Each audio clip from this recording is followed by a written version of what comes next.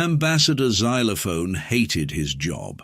Well, that wasn't entirely true. He loved the power, the prestige, and especially the part where he got to classify entire species as primitive based on his completely arbitrary and thoroughly biased evaluation system. What he hated was having to actually visit these backwater planets to conduct said evaluations. "Ping," he called out to his AI assistant, "please remind me why we can't just mark this planet as primitive and move on. We've done 47 evaluations this cycle, and I'm getting rather tired of this whole affair." "Because, Ambassador," Ping replied with the particular tone of artificial patience that only an AI could master, "Regulation 47B clearly states that all evaluations must be conducted in person, with a minimum observation period of 3 standard cycles." There was a pause. "Also, you've only evaluated 46 species this cycle. You counted the Zarblaxians twice because you couldn't tell their heads from their reproductive organs." "That was an honest mistake. Their anatomy is very confusing," Z protested, his crystalline structure shifting to a slightly embarrassed shade of mauve. "And they were primitive anyway, so it hardly matters. They had quantum computers. Yes, but did you see how they dressed? Absolutely barbaric." C waved one of his appendages dismissively, causing light to scatter across the bridge of their observation vessel in rainbow patterns. "Now, what do we know about these humans?" Ping's holoprojector flickered as the AI pulled up the preliminary data. "Species designation: human, planet Earth. Primary achievements include nuclear fission, primitive space exploration limited to their own solar system global information network, and something called reality television, which appears to be neither real nor television." "Sounds primitive already," C noted with satisfaction, reaching for his classification stamp. "I haven't finished the report," Ping said, smoothly moving the stamp out of reach with a tractor beam. "They also have something called memes, which I find fascinating but can't quite understand, despite having access to over 14 million languages and cultural databases." "Careful, Ping, you're showing that enthusiasm again. Remember what happened with the last assistant who got too interested in primitive cultures? They got promoted and now run the xenoanthropology department? Exactly, absolutely disgraceful." He adjusted his crystalline structure to what he believed was his most impressively bureaucratic configuration. "Now, engage the cloaking device. We'll observe these humans in their natural habitat without them ever knowing we were here." As their ship shifted into stealth mode, Ping's sensors detected something odd. A small satellite, one of thousands orbiting the planet, seemed to track their movement for just a fraction of a second. The AI filed this observation away, along with the fact that the humans' primitive global information network was considerably more sophisticated than anything in the galactic database. "Ambassador," Ping ventured, "perhaps we should review the standard first contact protocols, just in case." "Nonsense, look at them down there, still using combustion engines and arguing about whether their planet is flat. Did you know they haven't even officially made contact with any alien species yet?" "According to their records," Ping muttered. "What was that?" "I said another perfect assessment, sir." E preened, his crystalline form shifting to a self-satisfied golden hue. "Indeed. Now let's begin our observation. Pull up their primary information sources. Something called Twitter and TikTok should give us a perfect understanding of their civilization." As Ping complied, the AI couldn't help but notice that every single human satellite had briefly adjusted its position since their arrival. It was almost as if... But no, that would be impossible. These were primitives after all, weren't they? The observation ship settled into orbit, its allegedly perfect cloaking system humming quietly, while somewhere in an underground facility in Nebraska, a very bored human lieutenant named Kevin from accounting watched their every move on a holographic display while sipping a pumpkin spice latte. "Hey, Janet," Kevin called out to his colleague. "Want to place bets on how long it takes this one to figure it out?" 5 space credits on them being as clueless as the last bunch, Janet replied, not looking up from her quantum terminal where she was simultaneously monitoring 17 different dimensions. You know how these Category 7 civilizations are, so caught up in their own superiority they couldn't spot advanced technology if it hit them with a tachyon beam. Kevin grinned and took another sip of his latte. This was going to be fun. Part 2, First Contact Follies. Fascinating, Ambassador Xylophone muttered, his crystalline form flickering with puzzlement.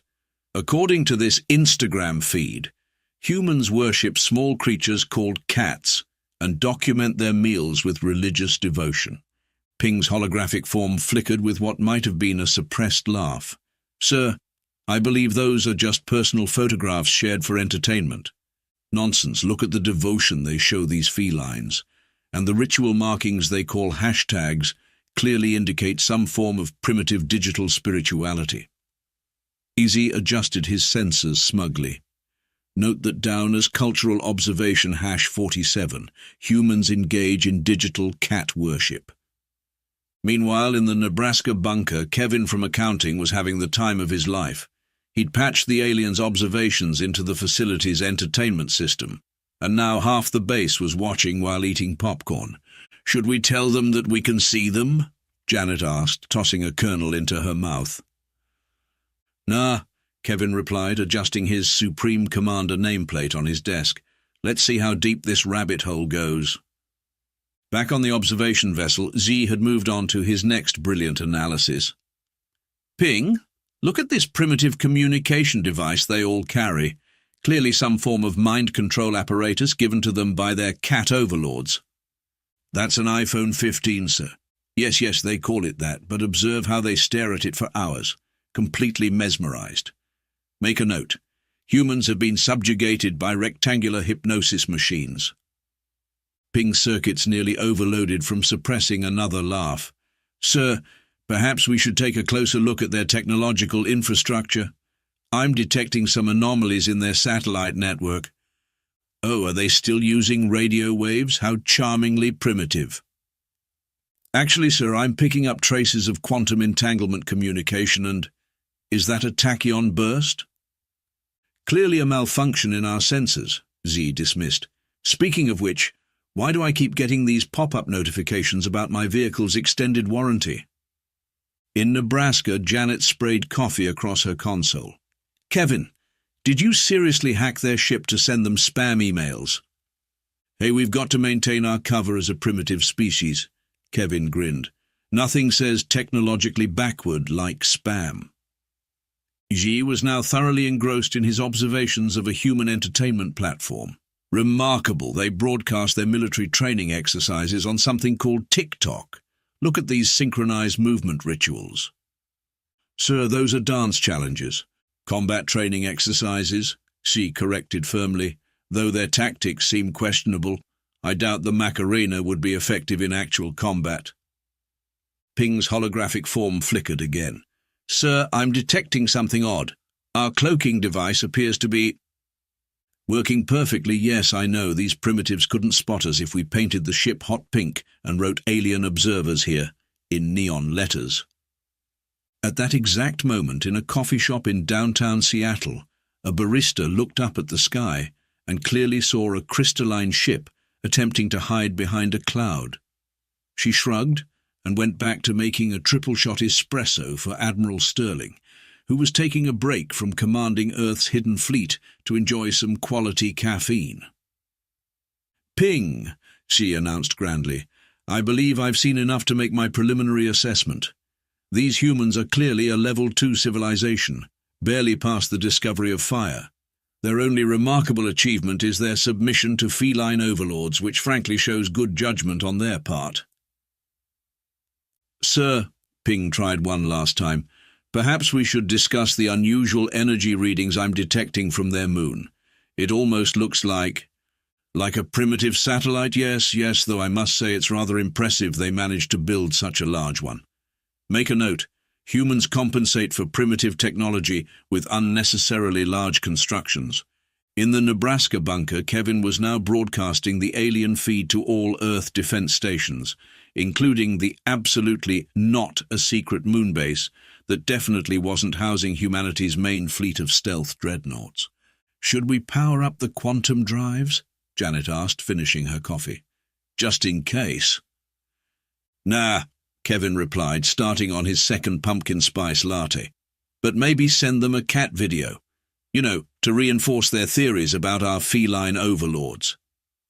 G's form literally brightened as a new video popped up on his feed. Oh, look at this one, Ping. A cat knocking objects off a table while its human servant watches helplessly. Truly, these creatures are the master race of Earth. Ping decided it wasn't worth mentioning that the cat video had been transmitted directly to their cloaked ship through a targeted quantum beam. Some battles just weren't worth fighting. Besides, the AI was pretty sure things were about to get much more interesting. The first warning came from the Drumbeat Empire. General Percussion's message was unusually terse. Strongly advise avoiding Sol system. Lost 3 scout ships last month. Humans possibly not what they seem. Probably got distracted by cat videos and crashed, Z muttered, dismissing the warning with a crystalline shimmer. Though I must say, losing 3 ships does seem rather careless. Sir? Ping interjected. We've received similar warnings from 12 other species in the last hour alone. The Brass Nebula reports their entire reconnaissance fleet vanished near Jupiter. Clearly they're all incompetent. Look at these humans. They're still poking at Mars with primitive wheeled devices. Speaking of which, why do they keep sending robots? Such a waste of resources. In the Nebraska bunker, Kevin was now hosting an impromptu office party. The betting pool on how long it would take Ambassador C to notice the obvious had grown to include participants from 3 solar systems. Sir, Ping tried again, I've been analyzing human entertainment media, and I've noticed something odd about their science fiction category.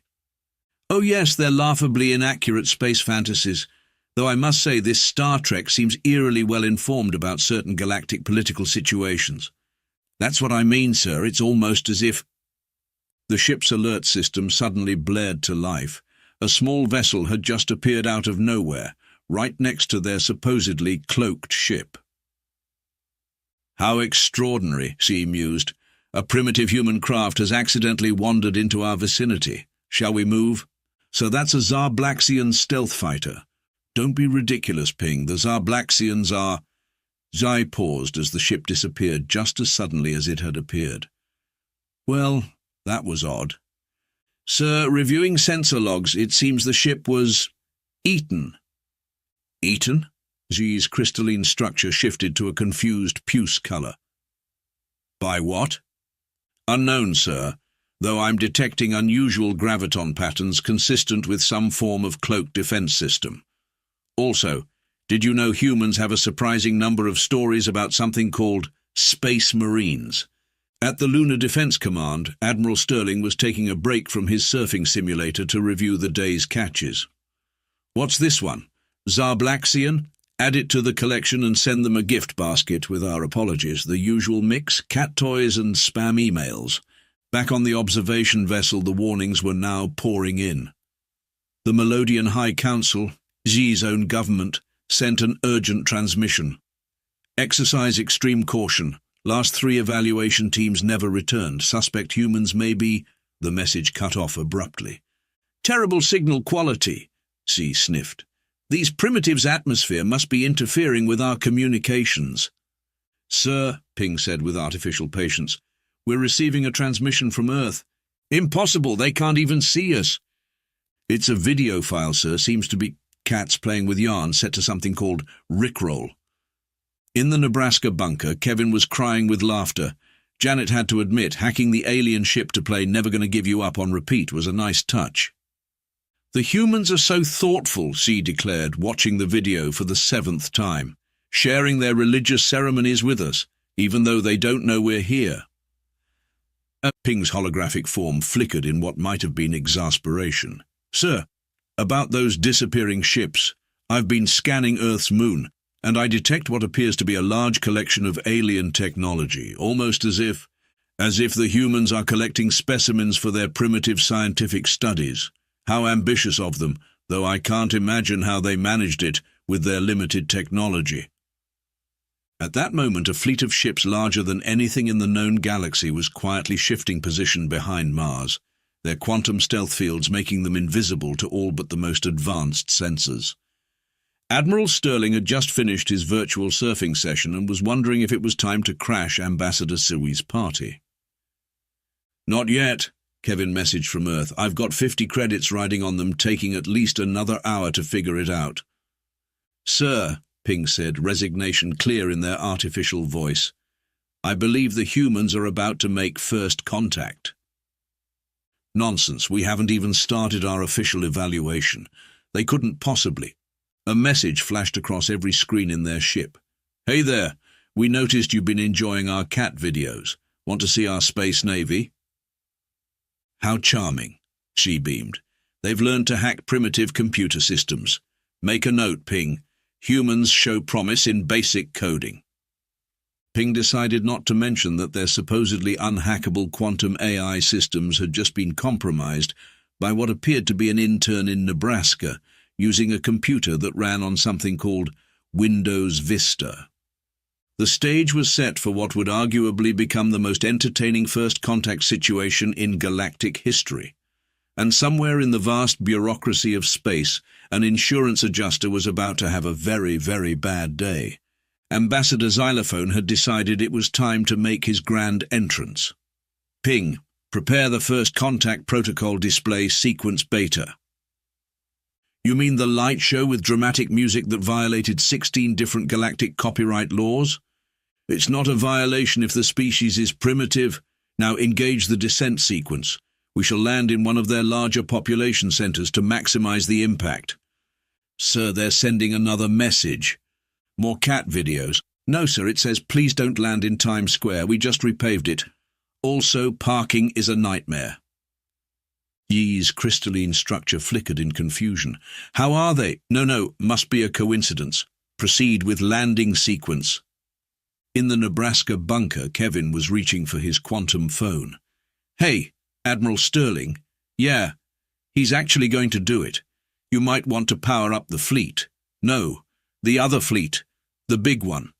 Admiral Sterling, still in his wetsuit from his morning surf session, sighed and pressed a button on his command console. Behind Mars, 10,000 ships larger than anything Sui had ever seen began powering up their systems. "Attention, crew," Sterling announced to Earth's combined fleet. "Operation Mess with the Bureaucrat is now entering Phase 2. Please remember to act surprised when we reveal ourselves. And no, Johnson, you can't play the Imperial March this time." Meanwhile, Zai's ship was beginning its dramatic descent through Earth's atmosphere, trailing sparkles and playing what he thought was an impressive orchestral arrangement. Unfortunately, Ping's music selection system had been compromised and they were actually broadcasting Baby Shark. "Sir," Ping tried one last time, "perhaps we should scan for defensive systems before—" Every single electronic device on Earth suddenly activated, displaying the same message. "Look up."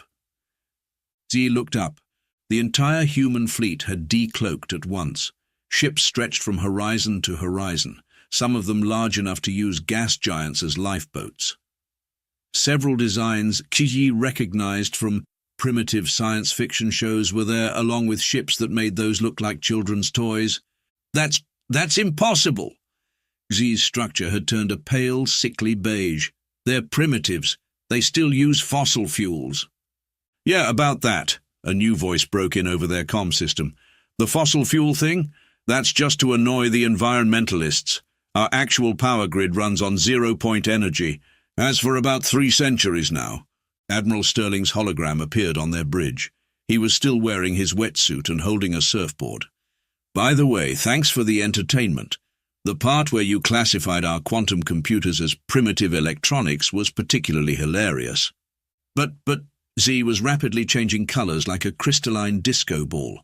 "The cats are actually just cats," Kevin's voice chimed in. "Though, to be fair, they do sometimes act like they run the planet." Ping's holographic form was practically glowing with satisfaction.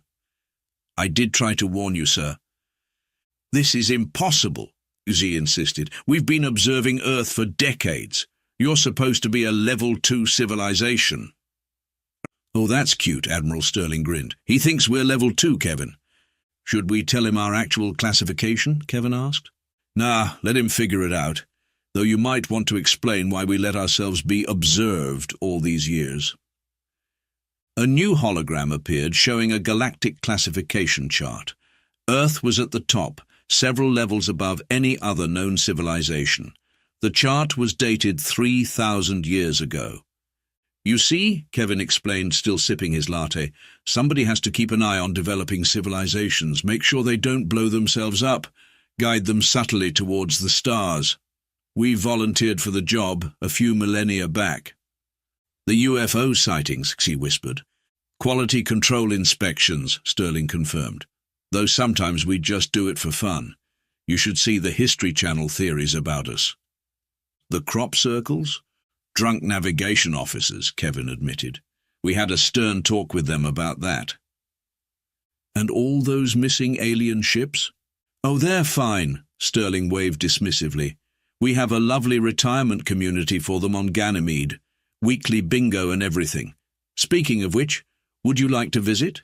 The Zarblaxians are hosting a potluck tonight. Xi's crystalline form had gone completely transparent from shock. Ping, did you know about this? Let's just say I wasn't actually made by the Melodian Empire, Ping replied cheerfully. Earth AI systems needed a hobby, and keeping an eye on evaluation teams seemed fun. As Xi tried to process this information, a final message appeared on his screen. By the way, your ship's extended warranty really is about to expire. Would you like to discuss our comprehensive coverage options? Kevin had won the betting pool, and somewhere in the universe the insurance adjuster's day was about to get much, much worse. Part 5, tables turned. The next few hours were a blur for Ambassador Xylophone. His entire worldview was being systematically dismantled in the most humiliating way possible, through a PowerPoint presentation. And here, Kevin clicked to the next slide, is a chart showing how many evaluation teams we've had to redirect to our retirement communities. The spike in year 3047 was during our office party phase. Sorry about that. She stared at the presentation, his crystalline structure still stuck in a transparent state of shock. But how long have humans actually been in space? Admiral Sterling, who had finally changed out of his wetsuit into a Hawaiian shirt and dress uniform pants, grinned. How long have there been written records of space travel? About 12,000 years. There you go. But Xi's form flickered frantically. What about all your primitive technologies, the fossil fuels, the nuclear power, the reality television? Oh, those are just hobbies, Kevin explained. Some civilizations collect stamps. We collect outdated technologies. You should see our museum of ancient Nokia phones. They're right next to our display of captured Dreknid warships. The Dreknid Empire, she whispered, the most advanced military force in the known galaxy. Known to you, maybe, Sterling corrected. They tried to invade last Tuesday. We redirected them to a nice retirement community on Europa. They're really getting into water aerobics. Ping, who had transformed from a simple hologram into a complex quantum projection, nodded sympathetically. If it helps, sir, you lasted 3 hours longer than the last evaluation team before having an existential crisis. But why, she finally managed. Why pretend to be primitive? Well, Kevin leaned back in his chair, propping his feet on his Supreme Commander desk. Have you ever tried to manage an interstellar bureaucracy? It's much easier to keep the peace when everyone thinks you're just figuring out how wheels work. Besides, Sterling added, it's absolutely hilarious. Did you know the Zarblaxians still think we believe their ships are weather balloons? They're so proud of their cover story that we don't have the heart to tell them. A junior officer rushed in with a note. Kevin read it and burst out laughing. Speaking of which, the Galactic Council just sent another evaluation team. Should we do the primitive religious ritual thing again? Nah, Sterling waved. Let's go with Plan 47B this time. You know, the one where we convince them we communicate primarily through interpretive dance. Xi's structure had begun to take on a faint plaid pattern of distress. But what about my report? What am I supposed to tell the Melodian Empire? Oh, right, Kevin brightened. We should probably mention the Melodian Empire joined our retirement program about 6 months ago. Your government is currently learning shuffleboard on Titan. We've been keeping their bureaucracy running through an AI that specializes in producing unnecessarily complex forms in triplicate. You replaced our entire government with an AI? Well, technically, Ping interjected, I replaced your government. I needed something to do on weekends. Izzy slumped in what passed for a chair in his crystalline physiology. So all this time, while we thought we were studying primitive species, you were actually participating in the galaxy's longest-running sociological study, Kevin confirmed. By the way, you did great. Your reaction to the cat videos was particularly noteworthy. We're definitely including that in this year's research paper. Research paper? Behavioral Patterns in Bureaucratic Species, a 12,000-year study. It's going to be a hit at the Galactic Anthropology Conference, though we're holding that on Pluto this year. The Martian venue is being renovated. Admiral Sterling's communicator beeped. Oh, looks like the Galactic Council evaluation team just hit the cat video phase. Want to watch? And so Ambassador Xylophone found himself sitting in a secret base in Nebraska, drinking something called a pumpkin spice latte, watching another evaluation team fall for exactly the same tricks he had. Don't worry, Kevin assured him. You'll get used to it. In fact, we have an opening in our Department of Interstellar Pranks if you're interested. C took a sip of his latte, surprised to find he actually liked it. Does it involve cats? Oh boy, said Ping. Wait until we tell him about dog videos. Part 6, The New Normal. 6 months later, Ambassador Xylophone sat in his new office in the Department of Interstellar Pranks, reviewing the latest batch of evaluation reports. His crystalline structure had adapted to a permanent state of amused iridescence. Ping, he called out to his former assistant, now the department's AI coordinator. Look at this one. The Crab Nebula Senate thinks humans are still trying to figure out how to reach their moon. That's nothing, Ping's quantum presence flickered with mirth. The Andromedans are convinced Earth's internet is powered by hamsters on wheels. Kevin strolled in carrying his trademark latte. After their revelation, pumpkin spice had become the galaxy's most sought-after contraband. 3 star systems had already offered mining rights in exchange for the recipe. How's our newest evaluation team doing? Kevin asked, settling into his chair, which may or may not have been made from parts of a captured Dreknid flagship. Kzai pulled up the feed. They're currently convinced humans worship something called TikTok influencers. Should we tell them? Nah, Kevin grinned. Let them add it to their cultural database. The last team still thinks hot dogs are ceremonial offerings to the gods of processed meat. Admiral Sterling's hologram popped up, still in his signature Hawaiian shirt. Hey team, we've got a situation. Remember that really advanced species we thought might have planted us here to keep the peace? Yeah. Kevin sat up straighter. Turns out they're real and they just sent a message. Sterling paused for dramatic effect. They're coming to evaluate us. The room fell silent. Even Ping's quantum matrix stopped humming. So what do we do? C asked. Kevin's grin widened. What we do best. Ping, activate Protocol Omega. Operation Play Dumb. Already on it, Ping replied. I've started broadcasting reruns of Jersey Shore at maximum power. Perfect, Sterling nodded. Z, get the cat videos ready. The really silly ones. But what if they're actually more advanced than us? Zai asked, his structure shifting to a worried mauve. Oh, they definitely are, Kevin confirmed. We detected their quantum signature ages ago. They've been watching us pretend to be primitive while pretending to be primitive themselves. So, everyone in the galaxy is just pretending to be less advanced than they are. Pretty much, Sterling shrugged. Turns out it's just more fun this way. Less paperwork, too. Speaking of which, Ping interrupted. The really advanced species just sent another message. Apparently they've been enjoying our show for millennia and would like to schedule a collaboration. Kevin nearly choked on his latte. They want to what? Their exact words were, your primitive species has mastered the art of pretending to be primitive. We should do lunch. Z's crystalline structure sparkled with delight. Does this mean... Yep, Kevin stood up, straightening his Supreme Commander of Keeping It Weird nameplate. We're about to take this show intergalactic.